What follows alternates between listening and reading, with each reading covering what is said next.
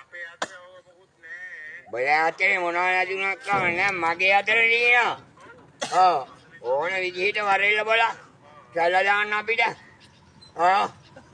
කැල්ල දාන්න වරෙල්ලකෝ. අරෙන් වරෙන් බලා වල්ලමගේ විදිහට මං කපල කොටලා දාන්න. හරි හුත්තම්. මාසියක් නෙවෙයි බං. බලා කතා කරනම් කතා කරලා හරියට. ඒ වගේ. ඉතින් මේ අත්‍යරයක් කතා කරලා වැඩක් නෑ බං. නාටුපුරේ කෝටු කකුල් උඹ කතා කරන්නේ.